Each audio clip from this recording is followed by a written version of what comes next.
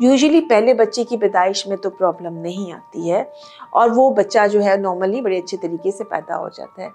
अब अगर वही माँ जिसके अंदर सेंसिटाइजेशन हो गई है, माँ का ब्लड ग्रुप नेगेटिव है और उसकी होने वाले बच्चे का ब्लड ग्रुप पॉजिटिव है, तो प्रॉब्लम क्रिएट हो सकती है। जिसके अंदर क्या होता है कि माँ जो बच्चे का ब्लड के सेल्स हैं, जो पॉजिटिव ब्लड के सेल्स हैं, वो माँ की सर्कुलेशन में चले जाते हैं, जो कि नेगेटिव ब्लड ग्रुप है, जिसकी वजह से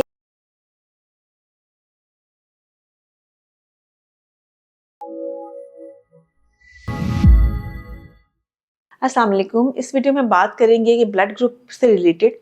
अच्छा, ब्लड ग्रुप बहुत इंपॉर्टेंट टेस्ट है। आपने देखा होगा कि जैसे ही आप लोग कंसीव करते हैं और आप गायनेकोलॉजिस्ट के पास पहला विजिट ही होता है, तो जो अक्सर पहला सवाल किया जाता है वो ब्लड ग्रुप से रिलेटेड ही होता है। तो इसकी क्या इतनी इंपॉर्टेंस है कि हम सबसे पहला सवाल आपसे कहते हैं कि आपका ब्लड ग्रुप क्या है। अच्छा, ब्लड ग्रुप को अगर हम दो हिस्सों में डिवाइड करें तो एक पॉजिटिव होता है और एक नेगेटिव होता है। ठीक हो गया। जो पॉजिटिव ब्लड ग्रुप होता है उसका बच्चे के ऊपर या माँ के ऊपर कोई असर नहीं हो रहा होता। उसमें सिर्फ आपने वही इंपॉर्टेंस होती है इसकी कि हमें ये पता हो कि आपका ब्लड ग्रुप क्या है, ताकि जब डिलीवरी टाइम पे हमें ज़रूरत पड़े या ड्यूरिंग प्रेगनेंसी खुदा न खास्ता कोई ब्लीडिंग हो जाती है या आपको अगर खून की बहुत कमी हो जाती है, तो हम आपका ब्लड अरेंज कर सकें और वो ब्लड आपको लगा सकें।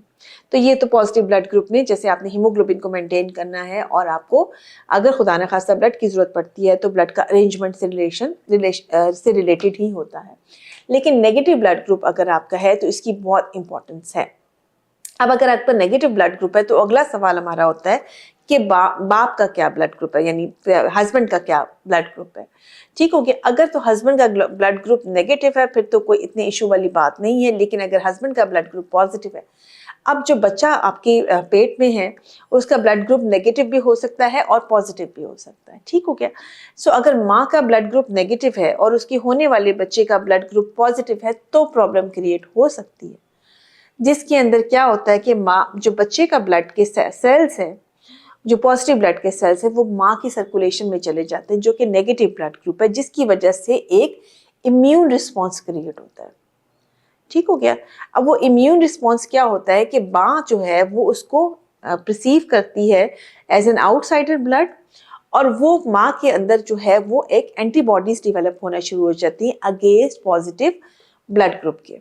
ठीक हो गया। ये थोड़े से सेल्स होते हैं, ये तो डिस्ट्रॉय हो जाते हैं, ये खत्म हो जाते हैं, लेकिन वो इम्यून रिस्पॉन्स जो माँ के अंदर क्रिएट होता है वो वहीं एंटीबॉडीज वहीं की वहीं रहती है। यूजुअली पहले बच्चे की पैदाइश में तो प्रॉब्लम नहीं आती है और वो बच्चा जो है नॉर्मली बड़े अच्छे तरीके से पैदा हो जाता है।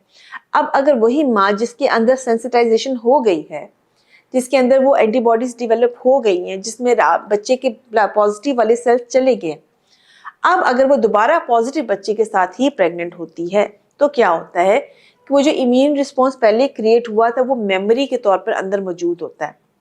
अब वो मेमोरी जो अंदर आपके मौजूद है वो एकदम से फ्लेयर अप हो जाती है और बहुत सारी एंटीबॉडीज बनना शुरू हो जाती हैं पॉजिटिव ब्लड ग्रुप के अगेंस्ट। माँ का ब्लड ग्रुप नेगेटिव है, माँ को इफेक्ट नहीं आ रहा, लेकिन वो जो एंटीबॉडीज नेगेटिव प्रोड्यूस हुई थी उन्होंने क्या करना है, उसने बच्चे की सर्कुलेशन में चले जाना है और बच्चे के ब्लड सेल्स को डिस्ट्रॉय करना शुरू कर देना है।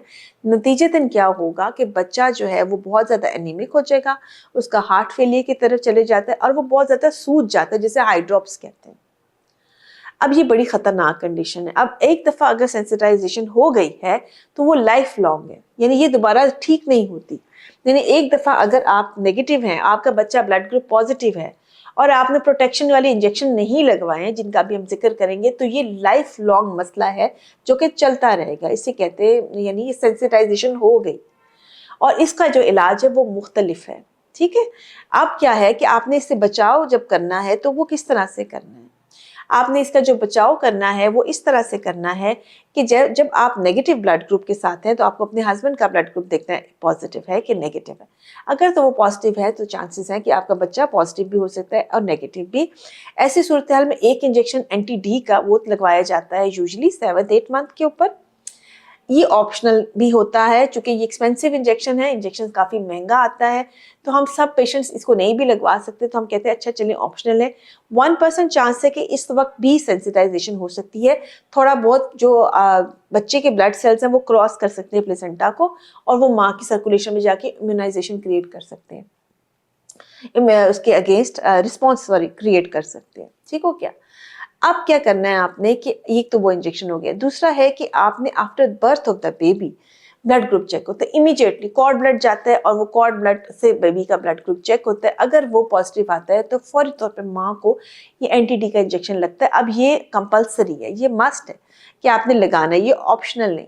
फौरी तौर पर या प्रेफरेबली 72 घंटे के अंदर ये इंजेक्शन अरेंज किया जाता है और लगा दिया जाता है। जितनी जल्दी लगाएंगे उतना ही बेहतर है। ये जो होती हैं ये जाके उन सेल्स को डिस्ट्रॉय कर देती हैं जो माँ की सर्कुलेशन में गए होते हैं, तो इंजेक्शन माँ को लगता है। ठीक हो गया।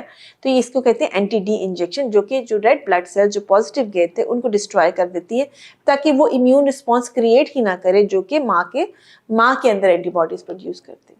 तो सिंपल जो बात याद रखनी है कि अगर एक नेगेटिव ब्लड ग्रुप की मदर के अंदर पॉजिटिव ब्लड ग्रुप का बेबी पैदा होता है और वो अभी तक सेंसिटाइज नहीं है, तो वो उसको फौरी तौर पे एंटी-डी का इंजेक्शन लगना है। और ये बहुत इंपॉर्टेंट है। सो अगर आपका डॉक्टर मिस भी कर गया है, समटाइम बिजी स्केड्यूल्स होते हैं, स्पेशली जैसे गवर्नमेंट हॉस्पिटल्स में या बिजी प्राइवेट सेटअप्स में, अगर ये चीज़ मिस होगी तो फौरी तौर पे याद करवाइए और ये करवाइए। अच्छा, ये सब कुछ हमने तब भी लगाना है जब कभी एक टॉपिक प्रेगनेंसी होती है नेगेटिव ब्लड ग्रुप वाले के, या मिसकैरेजेस हो जाते हैं, या प्रेगनेंसी में बार बार ब्लीडिंग होती है, उस सूरत हाल में भी ये इंजेक्शन लगाया जाता है। बहुत सारा ख्याल रखिए और दुआओं में याद रखिए।